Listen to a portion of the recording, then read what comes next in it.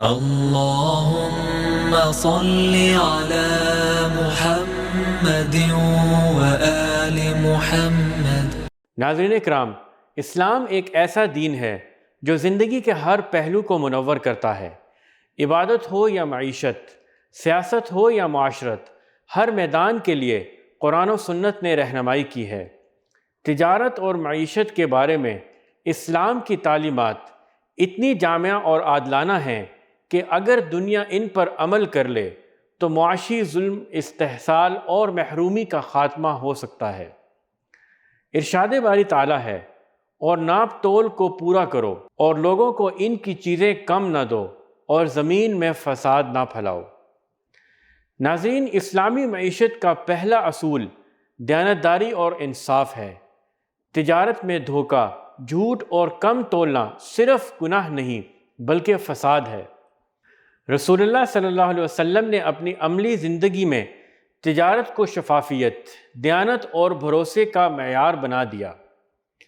نبوت سے پہلے آپ صلی اللہ علیہ وسلم کو صادق اور امین اسی لیے کہا جاتا تھا کہ آپ صلی اللہ علیہ وسلم نے کبھی جھوٹ نہ بولا، کبھی امانت میں خیانت نہ کی۔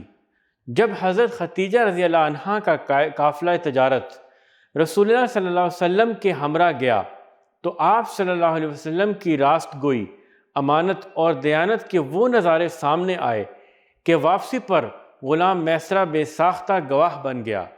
اس نے کہا کہ میں نے اپنی زندگی میں آپ صلی اللہ علیہ وسلم سے بڑھ کر سچا اور دیانتدار تاجر کبھی نہیں دیکھا، اور حقیقت یہی ہے کہ یہی اعلیٰ اخلاق و کردار تھے جنہوں نے دلوں کو مسخر کیا اور انسانیت کے قلوب کو فتح کر لیا۔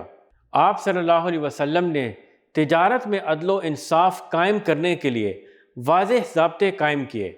فرمایا، سچا اور دیانتدار تاجر قیامت کے دن انبیاء، صدیقین اور شہداء کے ساتھ ہوگا۔ یہ وہ مقام ہے جو تاجر کو عبادت گزار اور شہید کے برابر لا کھڑا کرتا ہے، بشرطے کہ وہ اپنی تجارت کو جھوٹ اور فریب سے پاک رکھے۔ اسلامی معیشت میں سود کی سختی سے ممانعت کی گئی ہے۔ ارشاد باری تعالیٰ ہے، اللہ نے خرید و فروخت کو حلال کیا اور سود کو حرام قرار دیا۔ رسول اللہ صلی اللہ علیہ وسلم نے فرمایا، سود کھانے والا، سود لکھنے والا، سود دینے والا اور اس کا گواہ سب برابر گناہ میں شریک ہیں۔ ناظرین، یہ وہ اصول ہے جس نے انسانیت کو سودی نظام کی تباہ کاریوں سے محفوظ کیا۔ آپ صلی اللہ علیہ وسلم نے ذخیرہ اندوزی سے بھی سختی سے منع فرمایا جو شخص اناج ذخیرہ کر کے قیمت بڑھنے کا انتظار کرے وہ گناہ گار ہے۔ یعنی معیشت میں نفع جائز ہے، لیکن ضرورت مندوں کو تکلیف دے کر ناجائز فائدہ اٹھانا حرام ہے۔ بازاروں میں آپ صلی اللہ علیہ وسلم کا معمول تھا کہ خود جا کر دیکھتے کہ ناپ تول درست ہے یا نہیں۔ ایک بار ایک تاجر کے پاس اناج دیکھا، اوپر خشک اور نیچے گیلا تھا۔ آپ صلی اللہ علیہ وسلم نے فرمایا، جس نے دھوکہ دیا وہ ہم میں سے نہیں۔ یہ اعلان بتاتا ہے کہ اسلام میں تجارت کا مقصد صرف نفع نہیں بلکہ بھروسہ اور خیر خواہی ہے۔ ناظرین، اسلام نے معیشت کو صرف خرید و فروخت کا نام نہیں دیا بلکہ اسے عبادت کا حصہ قرار دیا ہے۔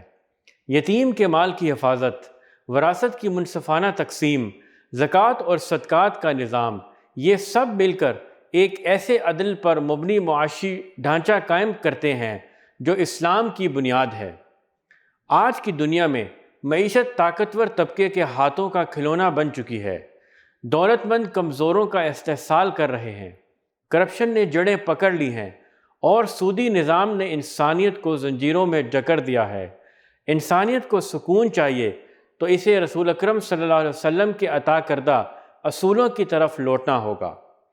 اے اللہ، ہمیں اپنی معیشت کو حلال پر قائم کرنے کی توفیق دے، ہمیں جھوٹ، فریب اور سود سے بچا، ہمیں صداقت اور دیانت کے ساتھ کاروبار کرنے والا بنا تاکہ دنیا بھی سنورے اور آخرت بھی کامیاب ہو۔